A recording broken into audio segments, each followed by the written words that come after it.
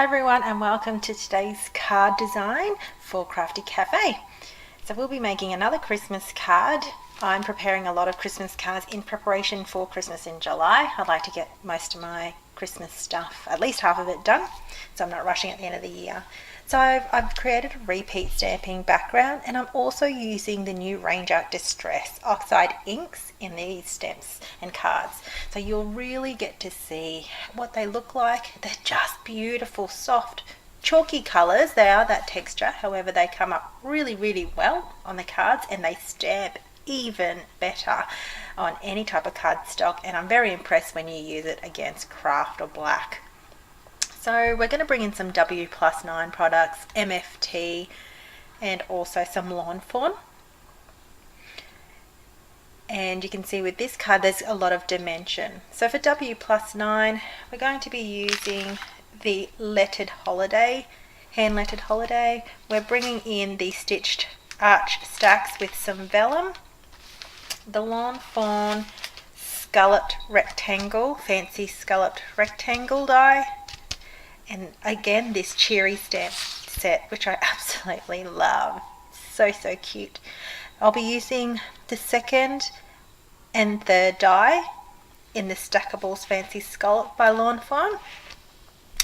And the adhesives I'll also be bringing in is Couture Creations, the foam mounting tape, as well as the 3D foam squares. So it's a top folding white card base. And I'm going to be using the Broken China Distress Oxide inks today, but I also feature the peeled paint and cracked pistachio. Now I'll show the cracked pistachio towards the end, and the other cards as well. It's just so pretty. The colours are just beautiful. So with the Joy stamp, I've actually all I'm doing is just randomly stamping. I'm just creating just a backdrop for the card. I'm not doing anything strategic. I move places. I don't want it to look like it's been repetitively in the same or underlying each other. So it's just random background stamping. That's all I'm doing. I find it's a great way to use font stamp sets, and it's just a filler for backdrops. I absolutely love it. It's one of my favorite techniques that I often use in my cards, and it's my go-to technique method. If I really don't want to use designer series paper, but I really want to coordinate the inks throughout the same color concept throughout the card. So you notice this stamp set's got a long tail, front and back tail. So I've just used that as a feature along the backdrop as well. So I'm going to be using this fancy scalloped rectangle.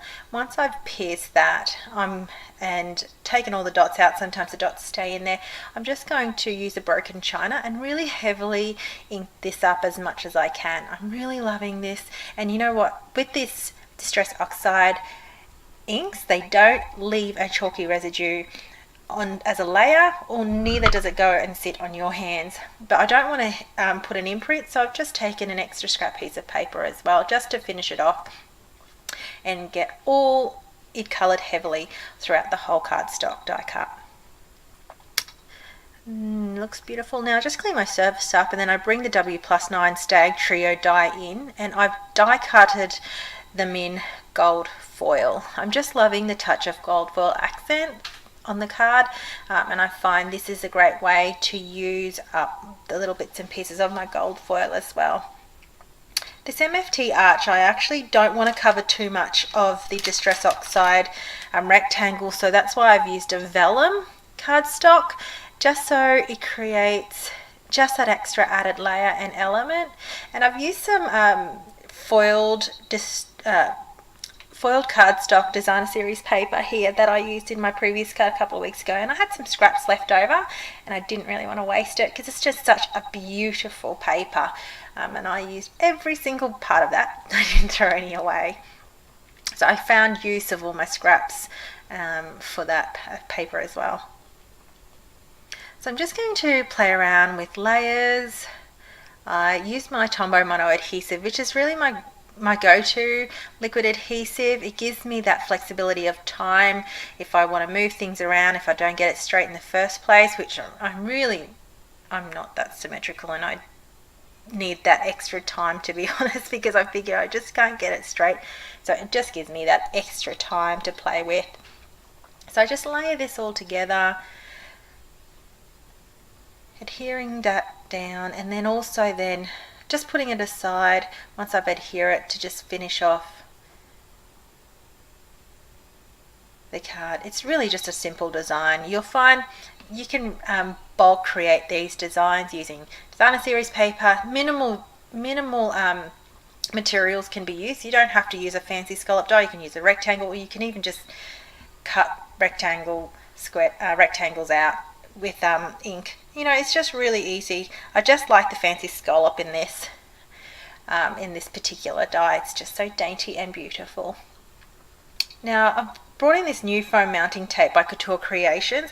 I actually really love it. It's really thick. It's about 2 millimeters thick, so it adds this great dimension and 3D to your card. And oh look, and it's really also the width of it. So you can, I don't have foam, you know, everyone's using like, you know, the foam layer for their actual cards. I haven't got any of that. So I just sometimes just use my adhesive, and this has been my go-to adhesive strips for foam mounting lately, and it's been doing the trick really well. So I'm playing with the 3D foam squares as well to adhere that down. Because the squares are really tiny, I'm able to get into intricate designs and use this for intricate die cuts. So it's been really coming in handy for this 3D foam squares, also from Couture Creations. Now on my previous card that I showed you earlier on at the start, I actually used another layer of foam mounting tape on this, but instead in this one I just added some Tombow Mono adhesive. It depends how much 3D detail you want to add to your card. But when you'll notice it side by side, the layers, you can see there on the peeled paint one, it really is that 3-dimensional as well. So here is the cracked pistachio, and I'm going to finish this off camera, but you'll see the finished result at the end of the video. I just wanted to show you how awesome this colour looks. These are just great inks to play with, and I'm so glad Craftie Cafe is stocking them. So here you go. All 3 cards are made using, it's the same design, just different colours. And don't forget to follow me on my social media forums. Happy paper craft!